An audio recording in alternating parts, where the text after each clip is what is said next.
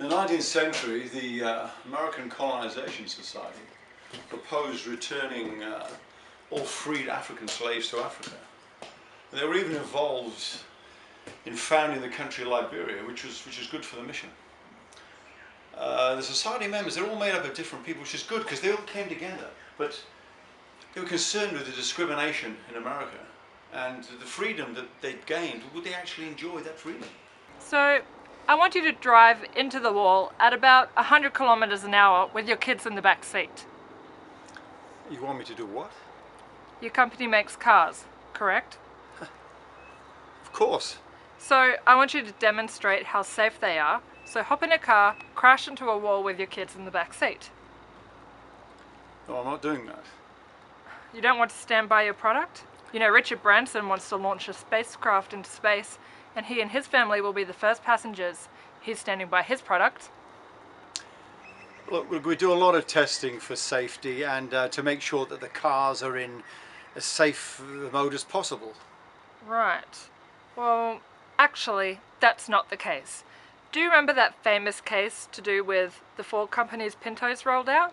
You rolled out a car that had the habit of catching fire and burning people to death because you built the fuel tank right near the bumper.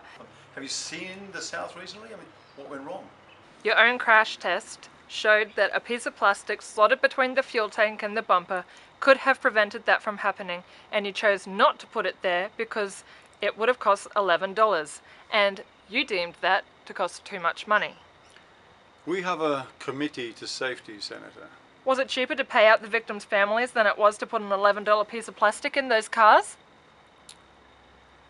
Look, Senator, you're bringing up something that happened decades ago. Your company fought against this for 8 years. Changes the government wanted to introduce to force car companies to change the way they made cars so that the fuel tank would not have had such a design flaw. Senator, you're bringing up something that happened before I actually started running this company. I'm trying to make the point about the culture, the history of auto companies putting profit ahead of human lives. Senator, look, Senator, we have lobbies for changes to be made, highways to make them safe for years. I mean, we have pushed for you and your fellow senators to alter the design of highways to make them safer. You knew the Pintos were death traps. Your predecessors lied under oath, saying that they never crash tested the Pintos, and yet internal documents showed that you did, and you knew the fuel tanks would explode, and knew that piece of plastic slotted between the bumper and the fuel tank could have stopped this from happening. What are the other aspects of the reconstruction of the South? What to do with all the freed slaves? I mean, suddenly there's millions of free people. The war might be over, but the discrimination hasn't stopped. Sending them back to Africa was too complicated, not viable, plus many of them wanted to stay here. Look, Senator, we have complied with the design rules you set us. Now, if that is not good enough, then strengthen the design rules we have to follow. Something that other groups have pushed for, and we roll out wherever possible 5-star safety rated cars. We're doing everything that we can to ensure that the motorists are safe.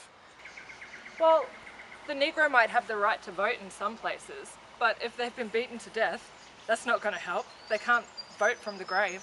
Well, that's why we have the Enforcement Act from the 1870s still on the books in the USA. I mean, thankfully that hasn't been struck down. Even if the right's enforced, I mean, what good is that if they can't afford it? Huh? Well, I have the right to own private property, but if I can't afford to buy the property, what good does it do me? Car companies took up the experimental safety vehicle challenge of the government to introduce safe cars, and you did it. The problem is that it was for display only. 40 years on, we still wait for you to put those very safety features you put on those cars in the 1970s into production cars that people actually drive. Okay, I have a modest proposal on how to end poverty, right? I think that poor people should sell their children to rich people so the rich people can eat them. Just put them in a pot, add some garlic. That is disgusting. Well, you can add salt. If you're serious, that is the most outrageous thing I have ever heard. You should be locked up for believing something like that. I find it interesting that we ignore millions of children starving in poverty every day, but as soon as we mention putting them in a pot, people get outraged. Yeah, well, you can get off your moral high horse now, unless you've already eaten it. I mean, you just proposed selling children to be eaten. Yeah. Well, look, the kid's not going to have a very good life living in poverty, right?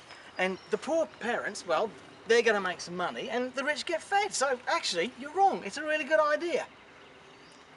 I am not going to be lectured by someone who just said that poor people should sell their children so rich people can eat them. Okay, well, how about being lectured by God? Okay. Oh, so you're God now, eh? Yeah, go. Huh. Look, I don't know how many times I have to say this. I want safe cars on the road. We want safer highways, and But believe it or not, the Bible gave a lot of attention to the plight of the poor and helping the poor. Besides, even back in the 19th century, Pope Leo XIII's open letter, dated 1896, said that we should ensure the working class people receive just conditions and wages.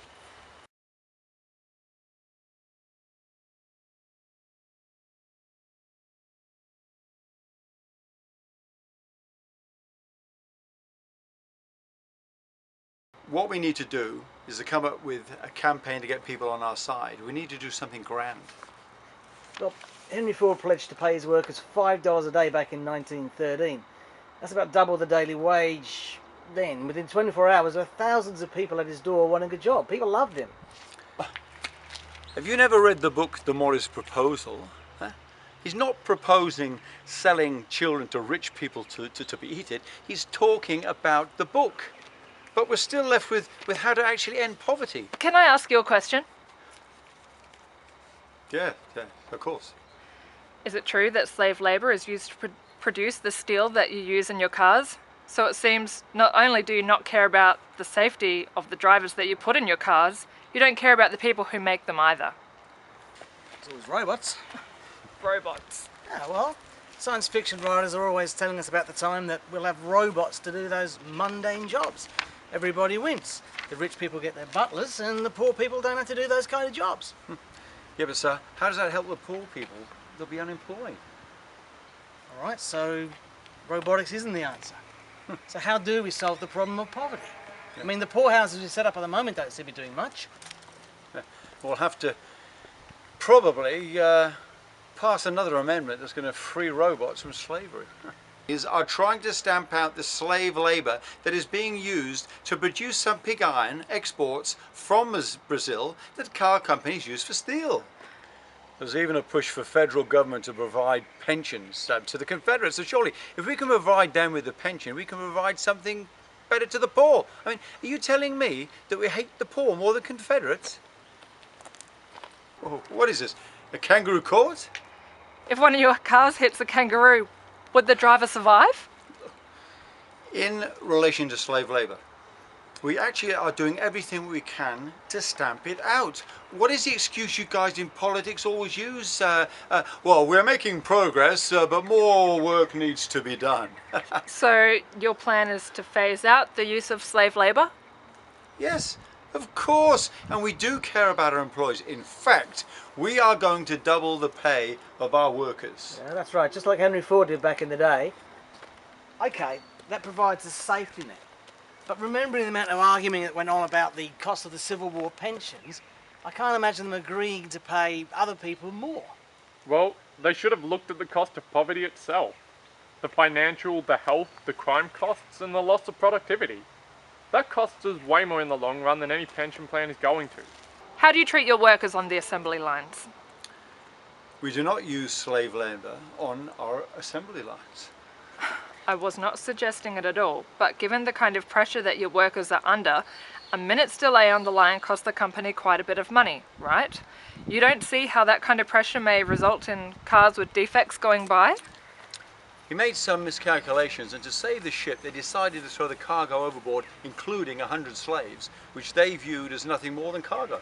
In fact, they even tried to claim insurance on the slaves, citing that, I mean, they were just nothing more than cargo. Now the owners, but they should have been arrested, but it went to trial because, well, the insurance companies just refused to pay out. Yeah? So you're saying that issues to do with cost pressures in the past, they no longer matter? Of course they matter. Unlike governments, we can't just keep going into debt forever and ever. Profit and loss means a bit more to us. So cost pressures still matter and does not affect the safety of the cars you produce. We do everything that we can to ensure that the cars we produce and sell to the consumer are as safe as they can be. Back in the day, an engineer is reported to have said, and I quote, "This company is run by salesmen, not engineers, so the priority is styling, not safety." Is that correct? Hey, we've got reports of cattle ranches here in the Amazon forcing people to work on the land. So just remember where you are. Keep your eyes peeled, huh? I like your idea of shooting all the guards. Well, I can assure you, it'll end faster than the Civil War did. I'll give it that. You know, I think maybe I should resign, become a politician. I mean, they do all the work in these nice air-conditioned offices. Yeah. Will you guys vote for me? Okay, dude, listen. If you don't get shot while filming this, I'll think about it. Okay, let's get ready. Come on. I'll check the camera. Okay, everyone grab some gear. You are quoting from decades ago. So that's no longer the case. Styling is no longer important. Of course it's important. The car needs to look good for people to buy them. So, can you not see what just about everyone else can see? When you tell people to make the car for cheap and care so much about what it looks like, that could lead to the kind of car design where there are flaws, like we have seen then and still now. You know, we're never really going to end slavery. Right now we're in a Catholic country which still favours slavery. Listen, Confederate, there are Catholics down here in Brazil who push to end slavery. Not all Christians are for it. Slavery runs everything here. Let's have a look. Slaves are used to export charcoal for steel. Sweatshop labour is used to make electronics, like the phones that we use. And the clothes that we wear. They even found crucifixes sold at churches that have been made in sweatshops. So what? You going to go after Jesus? Look, we want our engineers to make safe cars. We want our engineers to make safe. We want our engineers to make safe cars. I mean, do you want me to personally ring each and every one of them right now and tell each of them that I've been telling them that we want our engineers to make safe cars? I mean, what do you want? Banning importation of anything made in sweatshops into the US now, that means that companies would miss out on billions of dollars, and that could change how they did things. And? Well, the bill got stuck in committee. Politicians who probably stood outside the Lincoln Memorial in front of the president and tried to end the slavery went back to Congress or the Senate and decided that what could have effectively been the end of modern day slavery was something that they did want to support. I wonder how the black politicians voted. Can I read a quote from an engineer back in the day of the Pintos? I've never seen safety on the agenda of a product meeting, and, except from a brief period in 1956, I can't remember seeing the word safety in an advertisement. I really don't think the company wants American consumers to start thinking too much about safety, for fear they might demand it, I suppose. 1956, that is absurd. That is more than 50 years ago. We do mention safety more now in advertising, by the way. Listen, slavery in Brazil was outlawed in 1888. That's more than 100 years ago. You need to get with the times. There are always pressures, but we do what we can to make sure that our cars are safe. Can I read you something else from another engineer from that time? You see, safety isn't the issue. Trunk space is. You have no idea how stiff the competition is over trunk space. Do you realize that if we put a Capri type tank in the Pinto, you could only get one set of golf clubs in the trunk? You remember the quote from Lincoln? Whenever I hear anyone argue for slavery, I feel a strong impulse to see it tried on him personally. Now maybe we should get those supporters of sweatshops and we should get them to work in them, huh? Besides, Really? the argument that it's better than death, better than the alternative, just doesn't stand up. I mean, lots of things are better. Child prostitution could be better than starving to death in the street. Getting kids to run drugs or commit burglaries is better than the alternative. It's better than starving. Well, I'm not saying close sweatshops down, I'm just saying get better paying conditions for them. Then the companies would have to do that, or they wouldn't be able to sell their products. We need cars to sell, okay. The safest car in the world that nobody wants to buy is not going to help anyone. So trunk space is still important, even all these years later. Trunk space is important, and so is safety. So you can make a safe car with room for your golf clubs? Now come on, look, of course we could do that. Look, can we go back to talking about slave labour? I think we were doing better. Hey, do you guys like history? You remember the quote from Abraham Lincoln, huh? Those who deny freedom to others have it not for themselves. And It's good to me. yeah, and Do you just remember the quote? no, Come on, that's good enough though. I and understood. justly under God will not deserve it. That's good. No, I remember that. That's good. Very good. So, do you have any plans to visit your employees' homes? I'm sorry? Well, you seem to be following in the footsteps of Henry Ford. You see, by doubling your employees' wages, Ford recognized that home life can also affect the work life. We have no plans to visit our employers' homes. Look, why hasn't the government passed the bill to ban the importation of goods made by workshops, sweatshops, slave labour?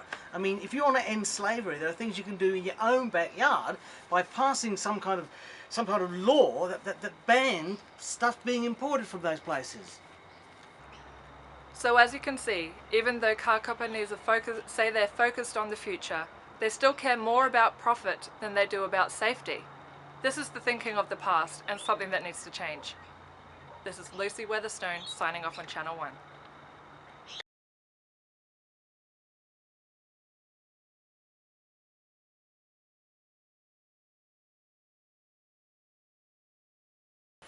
Besides, even back in the 19th century, Pope Leo XIII's open letter, dated 1896, said that we should ensure the working class people receive just conditions and wages.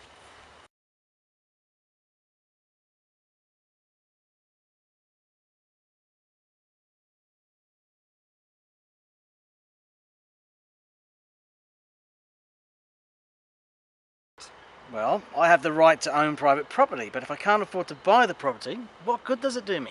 But I would like to caution you and remind you that to exercise these privileges takes much more than just legal right. It requires a trained mind and a healthy body. It requires a decent home and the chance to find a job and the opportunity to escape from the clutches of poverty. Of course, people cannot contribute to the nation if they are never taught to read or write. If their bodies are stunted from hunger, if their sickness goes untended, if their life is spent in hopeless poverty, just drawing a welfare check.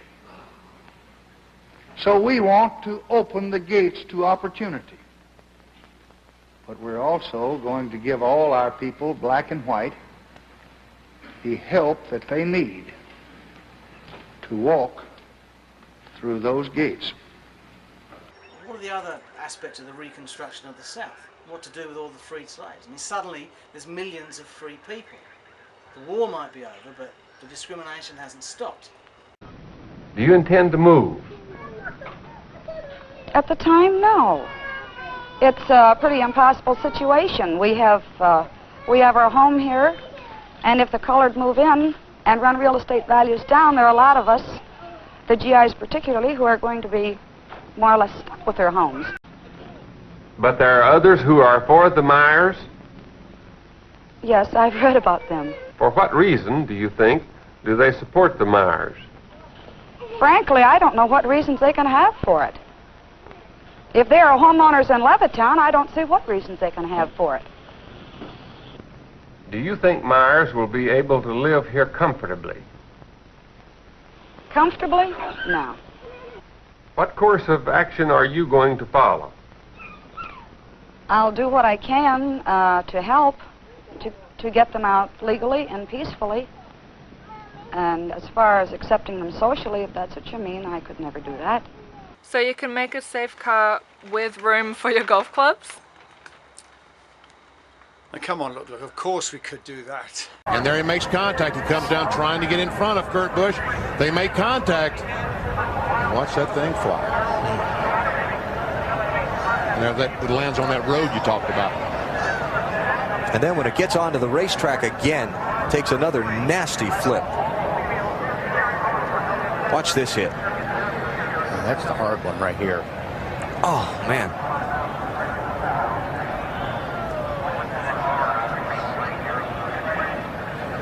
Yeah, they all look pretty hard. Yeah, they do. I don't want to be in there in any of them. Man. And like I said, that car really held up well. And here he comes out the window. Oh, that's great. Easy does it. Hey, don't cut yourself. Oh, that's good to see. He's out. Marian Anderson was barred from performing at the Constitution Hall because of her race and was invited here today to perform at the Lincoln Memorial instead.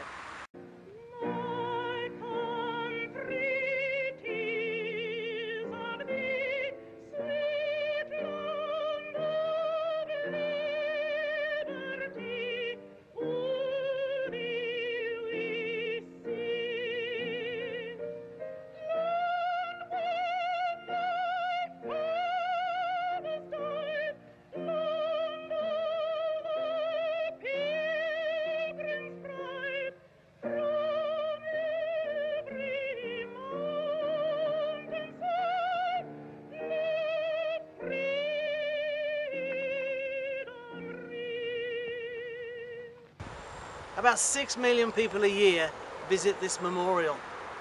Is 6 million people enough to make a difference to modern day slavery? Perhaps. Another approach to take is, of course, to just free the slaves. The Free the Slaves organisation rescues slaves, builds schools so that kids have somewhere to go, provides start-up funds for businesses so former slaves can have a livelihood, and for less than $60,000 over 3 years, an entire village can be made slave-proof. Poverty is, of course, the underlying cause of a lot of problems out there in the world, including much of the modern day slavery. The way they come into slavery today, the people who step into slavery today don't usually get kidnapped or knocked over the head. They come into slavery because someone's asked them this question. All around the world, I've been told an almost identical story. People say, I was home, someone came into our village, they stood up in the back of a truck, they said, I've got jobs, who needs a job? And they did exactly what you or I would do in the same situation. They said, that guy looked sketchy. I was suspicious, but my children were hungry. We needed medicine. I knew I had to do anything I could to earn some money to support the people I care about. This is Lucy Weatherstone signing off on Channel 1. The world will little note, nor long remember what we say here, but it can never forget what they did here. It is for us the living, rather, to be dedicated here to the unfinished work which they who fought here have thus far so nobly advanced. It is rather for us to be here dedicated to the great task remaining before us, that from these honored dead we take increased devotion to that cause for which they gave the last full measure of devotion.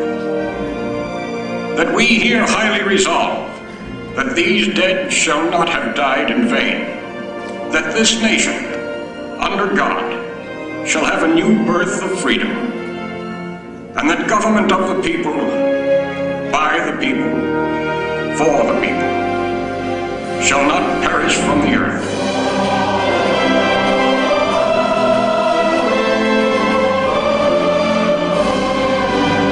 This is a way to keep mosquitoes away. Yeah, I got confused. Now Tony can't do that because he's not wearing a skirt, but he'll try. Ryan Dean asks, so who are